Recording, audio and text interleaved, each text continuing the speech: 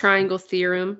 They both deal with triangles, and they will tell you what parts of certain triangles are congruent and when.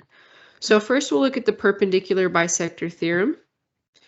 Right here what you see is a picture of a perpendicular bisector. What you need to remember is that a perpendicular bisector is a segment or a line. So this line bisects this line. So remember, when you have a bisector, it means it splits it into two equal sections. That's why it says bisector. So the two equal sections of the bisector are this segment AD and this segment BD. That's what these symbols mean, is that these two segments are congruent to each other. And it's called a perpendicular bisector because when it bisects, it is perpendicular, which makes a 90-degree angle. So this is a perpendicular bisector picture. What the perpendicular bisector theorem tells you is if a point is on the perpendicular bisector of a segment, then it is equidistant from the endpoints of the segment. So basically what that's saying, if there's a point anywhere on this perpendicular bisector, it could even come down here somewhere. Anywhere you have a point here, if you connect that point to, let me just get my line here. If you connect that point to the endpoints, that means that this segment is going to be congruent to this segment. So if you have a perpendicular bisector, any point on that perpendicular bisector, when you connect it to the two endpoints, those two segments are congruent to each other. If you look at this picture, you see some triangles have been formed. We have one big triangle here. We have a small triangle here, and we have a small triangle here. These two little triangles are congruent to each other. So that is all just information to know. You see there's lots of different congruent parts. This is congruent to this. These two angles are congruent because they both equal 90, and we have this segment equal to this segment. I want to show you a couple of other pictures down here. These two pictures use the perpendicular bisector theorem, but they're just displayed to you a little differently. So if you're given a picture that looks like this, which you will be given on your homework assignment today, if your picture looks like this, as far as this line goes, this line could be a line, it could be a ray, which is what it is right now. It could be a segment, so it could go from here to here and then stop. Any of these sides can be lines, rays, or segments. So don't let the arrows throw you off. But if you have a picture that looks like this, and these two outside segments are congruent, you can assume that these are 90-degree angles, and you can assume that this segment is congruent to this segment. So it doesn't tell you that this is a 90-degree angle and that these two segments are congruent, but because of the perpendicular bisector theorem, you can assume that they are congruent, or in fact, we know for a fact they are congruent. This is congruent to this. These are 90-degree angles because of this perpendicular bisector theorem. So sometimes they're just going to tell you this is congruent to this, and you're expected to know that these two smaller segments down here are also congruent to each other and that this is a 90-degree angle. Sometimes you'll be given a picture that looks like this, and they give you the 90-degree angle, and they tell you that these two segments are congruent, and then they expect you to know, because of the perpendicular bisector theorem, they expect you to know that this segment is congruent to that segment. So today you're going to use the perpendicular bisector theorem to solve for missing parts of triangles. Just going to make sure I'm not muted real quick, and I'm good. We're going to go ahead and do some examples. I'm going to do these two examples for you. They're similar to what's on your assignment today. Then I'll wait a second. I'll give you the chance to pause the video, and you'll be able to have some time to do these two on your own. And then you can unpause the video to check your work. All right, I'm looking here, and I see that I have this big triangle on the outside, and I have these two smaller triangles on the inside. I also see that it tells me that this segment is congruent to this segment. When I see a big triangle on the outside and two smaller triangles on the inside, and it shows me here that this angle is being bisected, because of that information, I know that this segment is congruent to this segment. I also know that that is a 90-degree angle. So if I'm trying to solve for x, I know that these two segments are equal to each other. So I know that x equals 12 because these segments equal the same amount. Down here is very similar to up there. The picture just looks a little bit different. It's rotated around. It's a little bit wider of a triangle, but they still tell me that these two segments are congruent. They tell me these two angles up here are congruent. So that leads to the fact that these two segments down here are congruent and we have a 90-degree angle. It's not asking anything about the angles, so that doesn't really matter. But I need to solve for x. So if I know that these two are the same measurement, then I know that x equals 7. All right, now would be a good time for you to pause the video, solve these two, and when you're done solving them, you can unpause the video. All right, so you've paused and unpaused the video and worked these out. These work the exact same way as these. This is using the perpendicular bisector theorem, so I know those two are congruent, so x equals 8. Same thing down here. These two segments are congruent, so x equals 9. It's very simple right here as we're going through this because I just got done telling you that the two segments are congruent. Where it gets difficult is when it's mixed in with a lot of other properties and a lot of other theorems that you could possibly use, and then you have to be able to remember that those parts are congruent. So try to remember the way these look with the perpendicular bisector theorem. All right, now we're going to look at the isosceles triangle base angles theorem. So we're looking at isosceles triangles. What you need to remember is an isosceles triangle is a triangle that has two congruent sides. So if you look here, we have a triangle. It shows that there are two congruent sides. So this is an isosceles triangle. Let's read what the theorem tells us. It says, if two sides of the triangle are congruent, then the angles opposite these sides are congruent. So let's just kind of look at this triangle a little bit. Actually, let's look at any old random triangle. Let me pull up a different triangle. I'm going to pull up an equilateral triangle. Here's a triangle. There are three sides on this triangle. One side, two sides, three sides.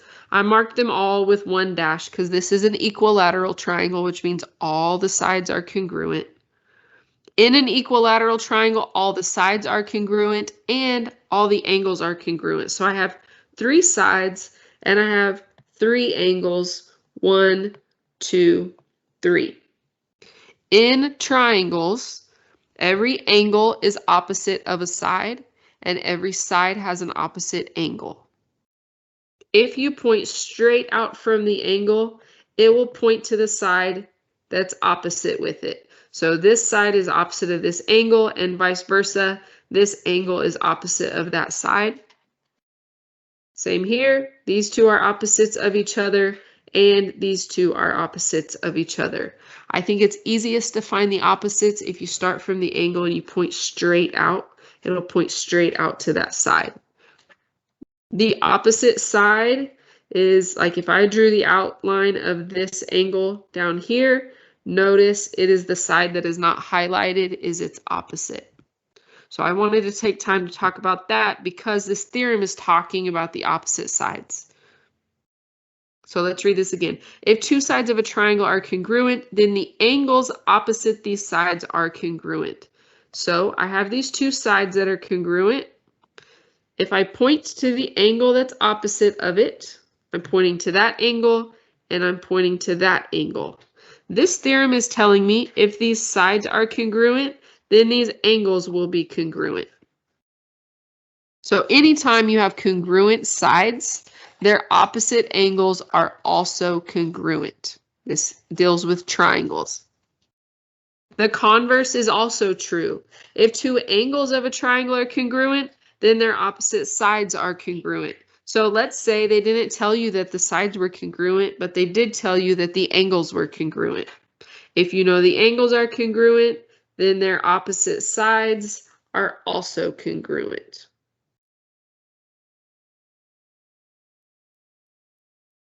Okay, so let's do some examples.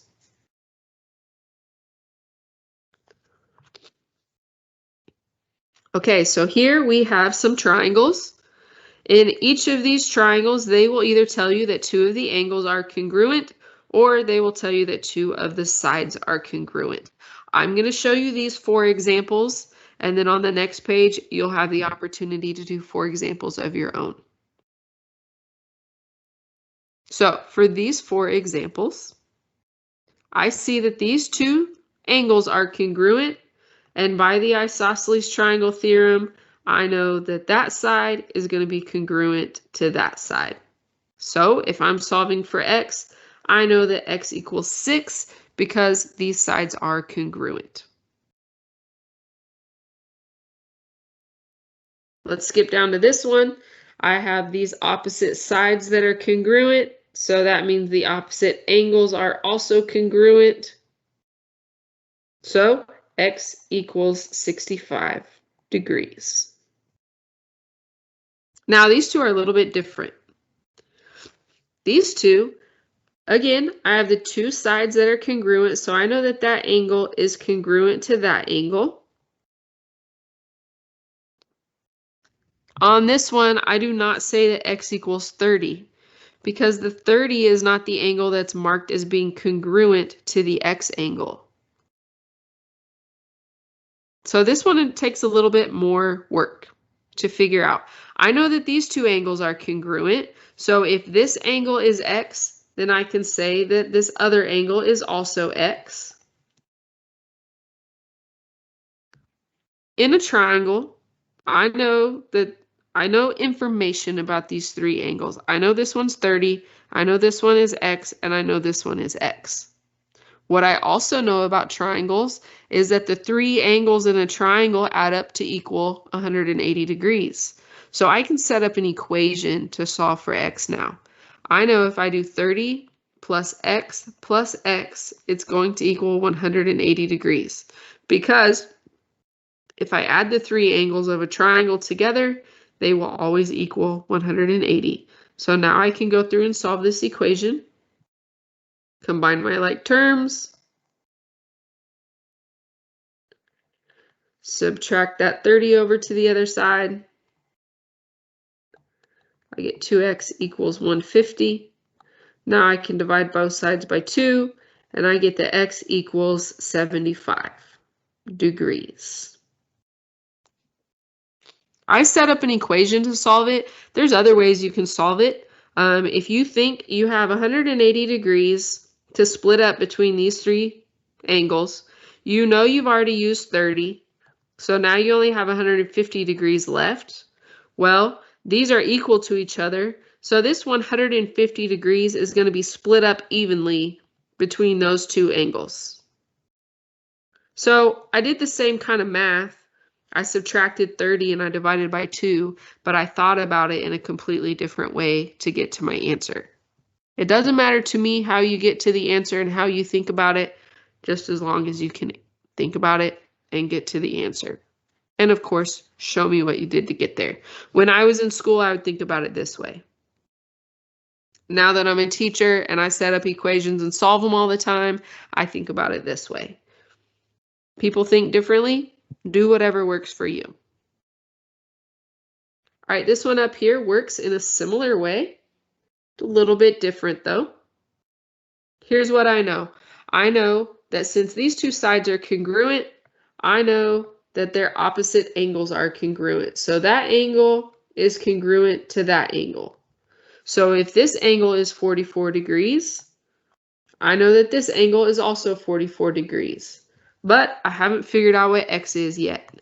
So I'm going to have to do the same kind of thing where I add the 3 angles together and set it equal to 180. So I know if I do 44 plus x, it's going to equal 180 degrees. So now I just have to solve this equation. Add those, I get 88 plus x equals 180. Subtract the 88.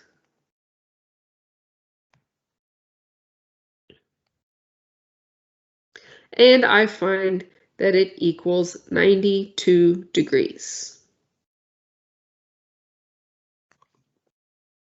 Again, you might think of it differently. You might think, okay, I have 180 degrees in this triangle. I'm going to subtract out the angles that I already know. So I'm going to subtract out that 88. Or maybe you subtract 44 and then subtract 44 again.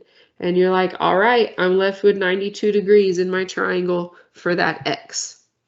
Either way, you're doing the same math, but you're thinking about it differently. Whatever works for you is what you should do.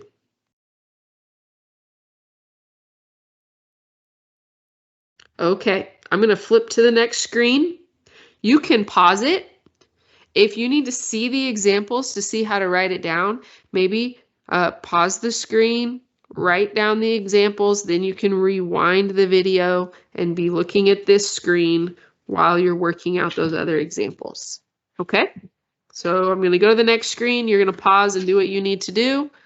And then when you're done, you'll unpause the video and you'll see me working out those problems.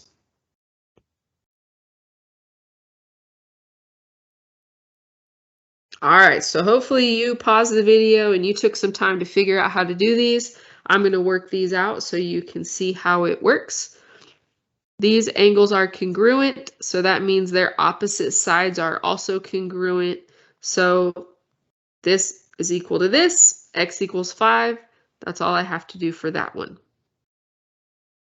This one, again, what do I know? I know that that angle is congruent to that angle. X is not involved in these angles, but I do know that both of those angles equal 64.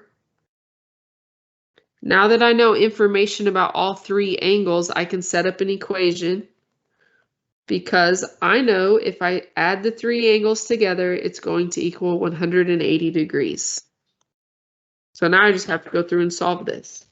That is going to equal 128. Bring everything down. Subtract my 128 over, and I get x equals, let's see, 52. So x is 52. Again, maybe you think about it a different way. You think, all right, there's 180 degrees inside this triangle. I'm going to subtract out these two angles that I already know, and that leaves me with 52 degrees left over for that x value. Whatever works, that's what you do. All right, this one. These sides are congruent, so I know these angles are congruent. It doesn't tell me what x is, but it does tell me that both angles equal x.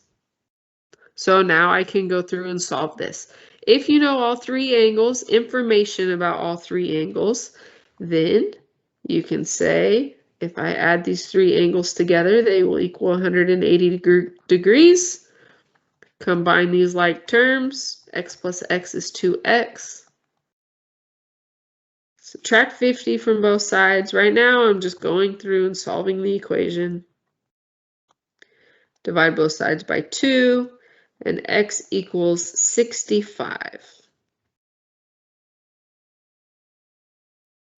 You can test it. If you do 50 plus 65 plus 65, it should equal 180 degrees. And if it doesn't, then you know you made a mistake. And again, maybe you think about this one differently. Maybe you think, all right, I have 180 degrees to split up between all of these. 50 degrees is already used, so let me get that 50 out of there. Now, I know these equal the same amount, so this 130 has to be split up evenly between these two. So I know that if I do 65 plus 65, it will get me the 130. Basically, I divided it by 2 to split it into 2 equal parts, and I get the 65. Think about it whatever way works best for you. All right, last one on this slide at least. These two sides are congruent, so the two angles are congruent. This works out real nicely. X equals 85, and I'm done. So some of them on your assignment will be like this, quick and easy. Some of them will take a little bit more work. I copied and pasted these pictures from your homework assignment, so these will be very good examples for you to look back at while you're doing your homework. I just changed the numbers. You can see how that font looks different than that font. Same here, because I erased the number and changed it. All right, last bit of examples. You have 3 questions on your assignment that look like this with this picture. I'm going to do these. You'll have some time to do these, and then you can check it and then move forward. Okay, so here's what we have. This looks like a perpendicular bisector because I see this, I see this. So I know with this perpendicular bisector, since this is marked, and since this is marked, I know that these two segments are congruent to each other. I also have this triangle on the outside. What do you notice about that triangle on the outside? I hope you notice that it's an isosceles triangle. These two sides are marked, so that means that this angle is congruent to this angle. And we talked about this previously. Well, I just said it one time.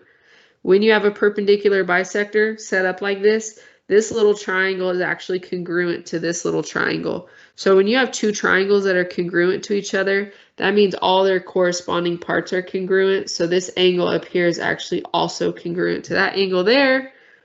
And this side is congruent to itself. So all those parts are congruent. We're going to use that information to solve for the values of x. So question number 1 says AB equals 2x plus 7. Here's AB. That segment is 2x plus 7. And AC, so here's AC. AC is 7x minus 13. You know, I like to label my pictures so I can get a real visual. When I look at this picture, I see that both of these sides have these segments, these little dashes. I guess they're dashes instead. These markings mean that they're congruent. So that means this is equal to this. So if I want to solve this equation, we know if parts are congruent to each other, that means we set their equations equal to each other. And then we just go through and solve the equation. Get the x's on one side.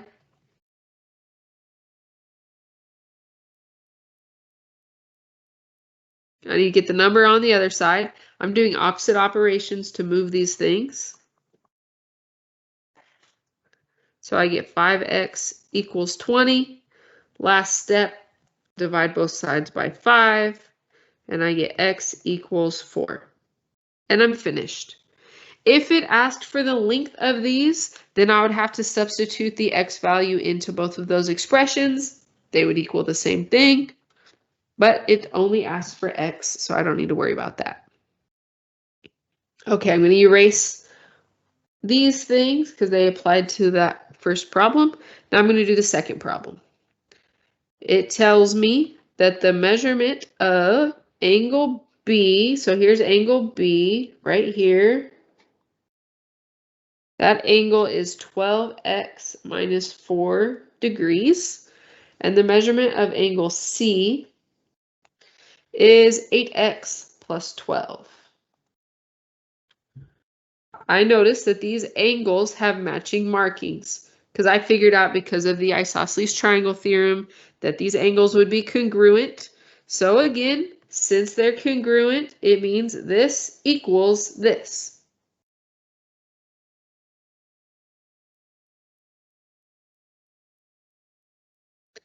And I go through and solve that equation. So I need to get the x's together on the same side. You move an x term by adding or subtracting whatever the opposite is. I get 4x minus 4 equals 12. Now I'm going to get the numbers over to the right side. So I'm going to add this 4 over. 4x equals 16. Divide both sides by 4. And I get x equals 4. X equals 4 again. It won't always equal 4, but it did in these two. And that's all they wanted you to do was find x. If you had to find the value of these angles, you would just plug 4 in here, do the math, and you'd have it. It doesn't here, and it doesn't on the assignment today, at least. All right, last one. BD. Let me get I'll use purple. BD is right here. BD equals 6x plus 12. And DC equals 4x plus 32. And I need to solve for x. Well, I noticed these segments are congruent because they both have the 2 dashes on there. So again, when things are congruent, it means you set them equal to each other. Surely you are noticing a trend today that all these parts are congruent to each other. So pretty much every time you're setting them equal to each other. Now, like I said before, right now while we're in here doing these examples and I'm telling you all these parts are congruent to each other, it's pretty easy because you're like, I'm going to set them all equal to each other. That's all I have to do, which is true. But when we get to the point on the test where there's all these different things all mixed in, that's where it gets tricky. So that's why it's important to know where to look back to into your notes. Notice when we're talking about isosceles triangles, when we're talking about adding up all the angles to equal 180, whatever the case may be. It's important to be able to keep all those things straight. A lot of the time when we sort all of that out is when we do the review for the test. So I'll be sure to make sure that you know how to differentiate between the different things. But for now, everything is pretty much equal to each other, and that's how you set it up. Notice today I have not said the word supplementary, which means add them up and equal to 180. None of these are supplementary. We did use the interior angle theorem a little bit ago for triangles, and those added up to equal 180. So I have a little bit of a variety here today. All right, I went through and solved that. I did not explain my steps because they're the exact same steps we've been doing. Okay, so I am going to go to the next slide. There are 3 questions there for you to do. You can pause the video or write down the questions. If you need to see the examples, you can rewind the video and come back to this slide so you can look at these. So now is it time for you to pause, write these down, do them yourself, and when you unpause, I will be explaining them. All right, so hopefully you paused the video and you tried some of these on your own, and now you're ready to check your answers. AB and AC. Here's AB, here's AC. They both have this congruent marking, so they are congruent to each other. I'm going to set them equal to each other, and then I'm going to go through and solve them. So I'm going to subtract the 3x over here. Now I'm going to add the 16 over. Divide both sides by 4, and x equals 6. Next one, angle B and angle C. Well, this is an isosceles triangle, so this angle is congruent to this angle. So angle B is congruent to angle C. That means they equal each other. So I'm going to write that they equal each other, and I'm going to solve the equation. Get the x's together on the same side.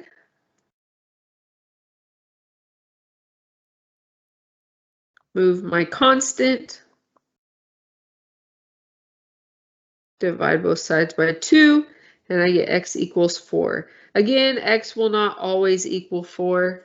I make these problems up, and I tend to apparently make things equal 4. It is my favorite number. It just happens naturally, I guess. All right, last part. BD and DC. These are also congruent, and the reason why is because of the isosceles triangle theorem. If you look back to that image on the first slide, you will see why. So, since they're congruent, I'm going to set them equal to each other and solve them.